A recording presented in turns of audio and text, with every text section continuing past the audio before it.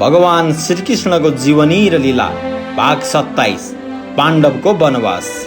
युधिष्ठिरको राजसूय यज्ञबाट फर्केपछि दुर्योधनको मनमा ईर्ष्या र प्रतिशोध भाव बढ्न थाल्यो। मानसिक रूपमा उनी अत्यन्तै विचलित भए।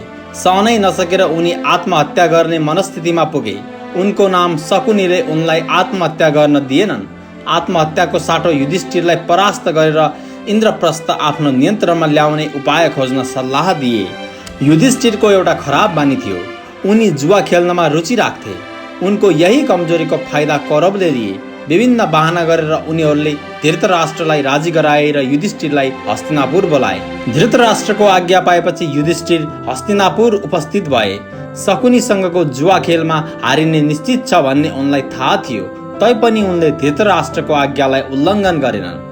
युधिष्ठिरले आफ्नो सम्पूर्ण सम्पत्ति र राज्य जुवामा हारे।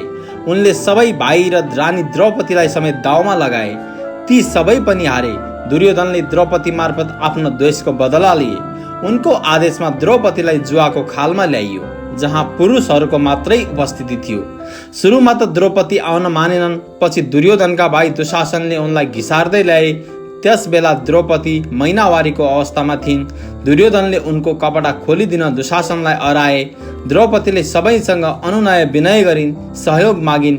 भीष्म, द्रोणाचार्य, कृपाचार्य लगायत सबैले टाउको निहुराए। कर्णले उनलाई वेश्या भने। दुशासनले उनको सारी तान्न थाले। अन्तिम उपायका रूपमा द्रौपदीले श्रीकृष्णलाई सम्झेर प्रार्थना गरिन्। श्रीकृष्णले तत्कालै सहयोग गरे। आश्चर्य भयो, दुशासनले जति सारी ताने पनि द्रौपदीको शरीरबाट कहिल्यै सकिएन। सारी तान्दा तान्दै दुशासन थाकेर भुइँमा बसे। श्रीकृष्णले द्रौपदीको लाज जोगाइदिए। भीमले आवेशमा आएर कसम खाए, युद्धमा पराजित गर्दै दुर्योधनको तिग्रा भाँच्नेछु, दुशासनको छातीको रगत पिउनेछु, मेरो विरुद्धमा आउने सबैको नाश गर्नेछु। अर्जुनले कर्णलाई र सहदेवले शकुनीलाई मार्ने कसम खाए। द्रौपदीले श्राप देलिन् भन्ने डर राजा धृतराष्ट्रलाई भयो। उनले तत्कालै पाण्डव र द्रौपदी दासत्वबाट मुक्त भएको घोषणा गरे। हारेका सबै सम्पत्ति फिर्ता गरेर इन्द्रप्रस्थ फर्कने व्यवस्था गरिदिए। दुर्योधनको चित्त बुझेन। उनले अर्को पटक फेरि विभिन्न बहाना गरेर युधिष्ठिरलाई जुवा खेल्न धृतराष्ट्र मार्फत बोलाए।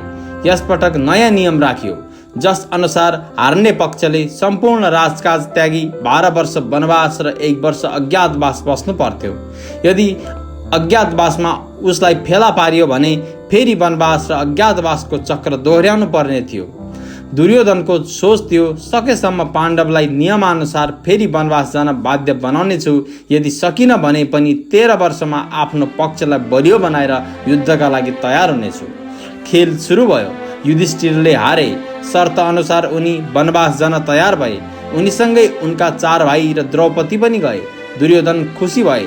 धृतराष्ट्रलाई केही समयका लागि समस्या टरेको अनुभव भयो। पाण्डवकी आमा कुन्ती विदुरको घरमा बस्न थालिन्। पाण्डव वनवासमै हुँदाको कुरा हो। एकपटक श्रीकृष्ण र बलराम पाण्डवलाई भेट्न गए। यस बेलासम्म बलराम तीर्थयात्रामा निस्केका थिएनन्। उनीहरूसँगै सात्यकील लगायत अन्य केही यदुवंशी पनि थिए।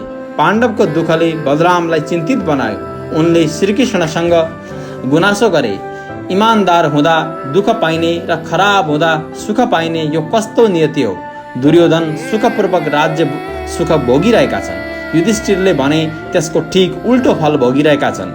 यस्तो अवस्थामा यदि मानिसहरूको भगवानबाट विश्वास हटेमा कुन आश्चर्य हुन्छ र। सात्यकीले भने, पाण्डवको दुःख हटाउन अहिले नै कौरवसँग लड्न सकिन्छ।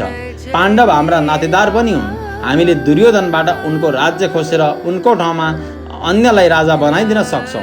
युधिष्ठिरलाई उनको गुमेको राज्य फिर्ता दिन सक्छौँ। श्रीकृष्णले भने, यो कामका लागि पाण्डव आफै सक्षम छन्।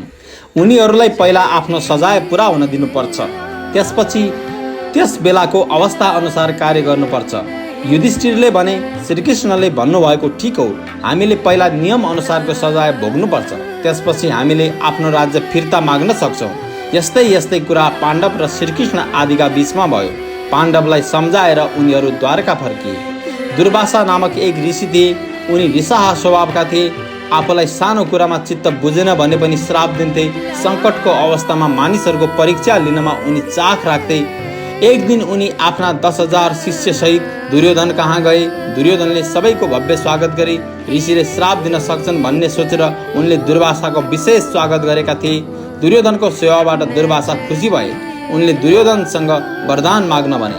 दुर्योधनले वर मागे, मेरो महलमा जस्तै पाण्डव कहाँ पनि गइदिनुहोस्, उनीहरूको सत्कार पनि स्वीकार गर्नुहोस्। तपाईँ त्यो बेला त्यहाँ जानुहोस् जब द्रौपदीले खाना खाइसकेकी हुने छिन्।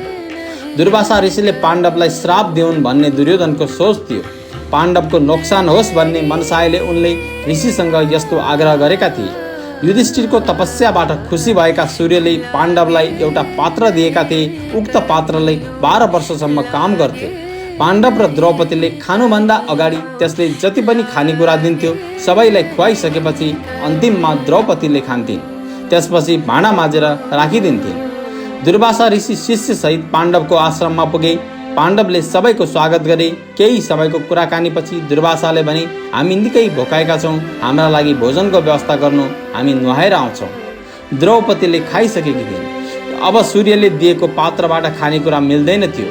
यदि दुर्वासालाई उनका शिष्यसहित खानेकुरा नदिने हो भने ऋषिले श्राप दिने पक्का थियो। यस कुराले द्रौपदी निकै चिन्तित भइन्। विभिन्न उपायमाथि विचार गर्दा पनि कुनै ठोस निर्णय लिन सकिनन्। केही नलागेपछि उनले श्रीकृष्णको याद गरिन्। आफ्नो लाज राखिदिन अनुरोध गरिन्। कतैबाट श्रीकृष्ण टुप्लुक्क आइपुगे। उनले द्रौपदीसँग खानेकुरा मागे। द्रौपदी भने दुविधामा परिन्। उनले आफ्नो सबै दुःख सुनाइन्। श्रीकृष्णले सूर्यले दिएको पात्रमा हेर्न भने। द्रौपदीले भाँडोमा हेर्दा त्यसको एउटा कुनामा भातको एउटा सिता र सागको एउटा त्यान्द्रा टाँसिएको थियो। श्रीकृष्णले त्यही निकालेर खाए। द्रौपदीलाई भाँडामा जुठै राखेछु भन्ने सोचले लाज लाग्यो। एक सिता भात खाएपछि श्रीकृष्णले दुर्वासालाई बोलाउन भीमसेनसँग भने। भीमसेन नदीमा पुग्दा दुर्वासा ऋषिले शिष्यसहित सबै नित्य कर्म गरिसकेका थिए। शिष्यहरू दुर्वासासँग भन्दै थिए, गुरुदेव, हामीले पाण्डवलाई भोजन तयार गर्न नभनेको भए हुन्थ्यो। हाम्रो पेट भरिसकेको छ, हामीलाई हिँड्न समेत गाह्रो भइरहेको छ। सबैको अवस्था उस्तै थियो। उनीहरू थोरै पनि खाने मनस्थितिमा थिएनन्। दुर्वासाले भीमसँग भने, हामी टन्न छौँ, भोजन तयार गर्न भनेकोमा माफ गर भनेको छ भनेर युधिष्ठिरलाई भनिदिनु। यति भनेर युधिष्ठिरलाई नभेटी शिष्यसहित दुर्वासा अर्कै बाटो लागे। पाण्डवले विभिन्न दुःख सहँदै 12 वर्ष वनवास पुरा गरे। दुर्योधनका गुप्तचरले उनीहरूलाई सधैँ निगरानीमा राखेका थिए। वनवास पुरा हुने बेलामा गुप्तचरको सङ्ख्या अझै बढाइएको थियो। दुर्योधनलाई त जसरी भए पनि पाण्डवको अज्ञातवास भङ्ग गर्नु थियो। नि आफूलाई निगरानीमा राखिएको छ भन्ने पाण्डवलाई थाहा थियो। त्यसैले उनीहरू एक दिन गुप्त रूपले मत्स्य देशमा पुगे। मत्स्य देशमा राजा विराटले राज्य गरिरहेका थिए।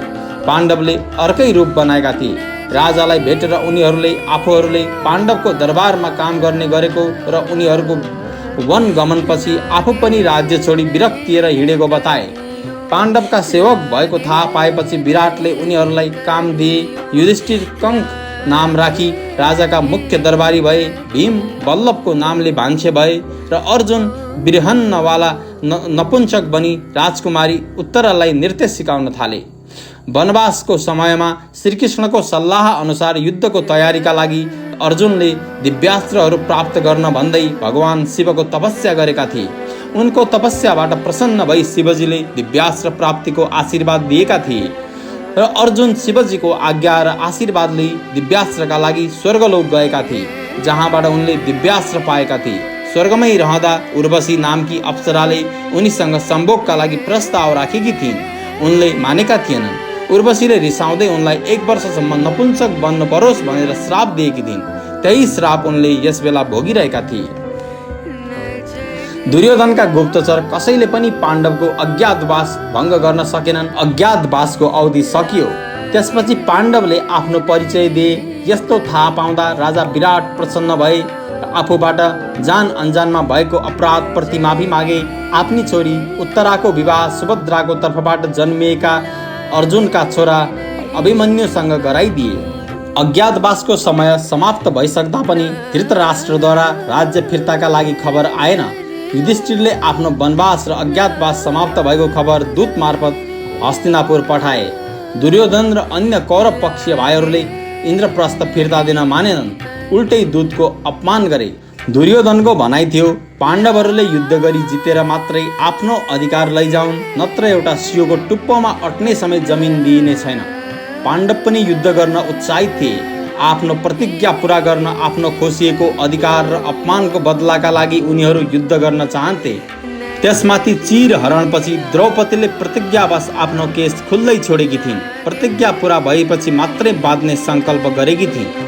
उनको प्रतिज्ञा थियो, 5 पाण्डव मध्ये जसले पनि पापी दुशासनको छातीको रगत ल्याएर मलाई दिनेछ, मैले त्यो रगतले आफ्नो अपमानित केस धुनेछु, तब मात्र म आफ्नो केस बाँध्नेछु। उनको प्रतिज्ञा पूरा गरिदिने वचन भीमले तत्कालै दिएका थिए। तैपनि पाण्डवले युद्धको परिणामलाई महसुस गरी शान्तिका लागि पहल गरेका थिए। यदि युद्ध भयो भने सानोतिनो हुने छैन भन्ने उनीहरूलाई ज्ञात भइसकेको थियो। उनीहरूलाई लागेको थियो, यो युद्ध भारतवर्षकै विनाशको कारण बन्न सक्नेछ। धेरै धनजनको क्षति हुनेछ, धेरै निर्दोषहरूले पनि ज्यान गुमाउनु पर्नेछ, धेरै महिलाहरूको सिन्दुर पुछिनेछ, धेरै आमाहरूको काख रित्तिनेछ। हस्तिनापुरको तर्फबाट युद्ध गर्न आउने पनि तिनै प्रिय आफन्तजन हुनेछन्, तिनै पूजनीय सम्माननीय, आफूलाई प्राणभन्दा प्यारो मान्ने पितामह भीष्म हुनेछन्, तिनै गुरु द्रोणाचार्य हुनेछन्, जसको आफूहरू आज्ञाकारी शिष्य हौँ, तिनै कुलगुरु कृपाचार्य र तिनै गुरुभाइ अश्वत्थामा हुनेछन्। आफ्नो प्रिय कौरव भाइबन्धुहरू हुनेछन्। आफ्नो विजयका लागि तिनीहरू सबैको वध गर्नुपर्नेछ। श्रीकृष्णले पनि त्यस्तै नरसंहारका कुराहरू सम्झाइरहन्थे, शान्तिका लागि उत्साहित गराइरहन्थे। यति हुँदाहुँदै पनि उनलाई थाहा थियो, युद्ध आवश्यक छ र अकाट्य छ। युद्धको परिणामलाई सम्झेर पाण्डवले शान्तिको प्रयास गरिरहेका थिए। उता दुर्योधन आफ्नो जित हुनेछ भन्नेमा पुरै विश्वस्त थिए। उनी शान्ति वार्ता भङ्ग गर्दै गइरहेका थिए, युद्धका लागि उत्साहित भइरहेका थिए।